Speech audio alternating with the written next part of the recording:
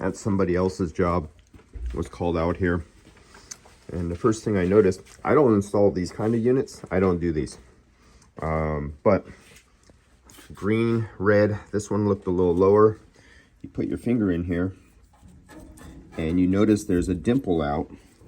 And way down here, this is lower down and this is up. It comes up and this is higher. The red one is higher. This is the red one. The red one is higher. This is lower. It comes off right down there where all the water comes down to the back side of the coil. The water drips down and it goes into a dimple, into a little well that's down in here, and it comes directly out of here. This one is really low, but then it goes up on a hump and it comes up here, and this one is higher. So getting the instructions on that, because I don't do these ones. And I'll have to see what this was like. Oh, very good. And let's get across here. This is what the coil is.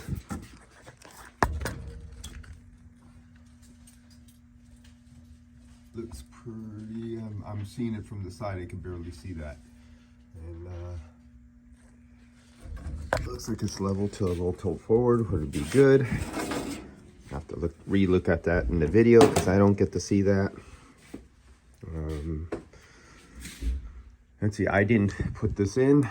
I usually don't use fittings. I bend the pipe. I don't like putting 90 degrees.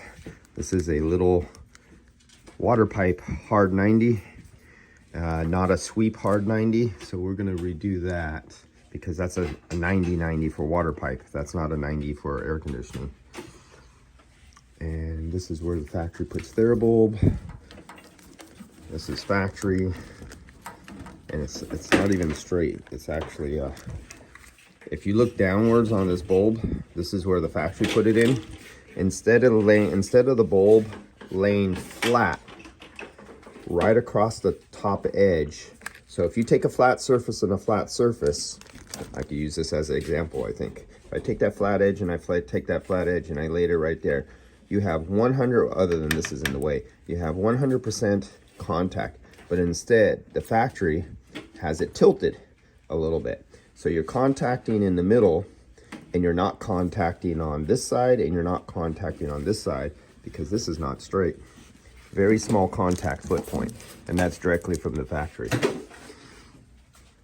So these are for you guys in automotive, these are like, this is an expansion valve system. But these are what would be called, what we'd know as, this would be if you had a piston in here, and what would be an orifice tube you would feed to these. But if you're an automotive and if you had a small appliance like a refrigerator, you can remove the expansion valve, you could remove the orifice tube and have extra small tubes, and they would be called cap tubes, and they do the exact same thing as an orifice tube without a piston and without an expansion valve. And did the book say to do this? No. The holes, okay.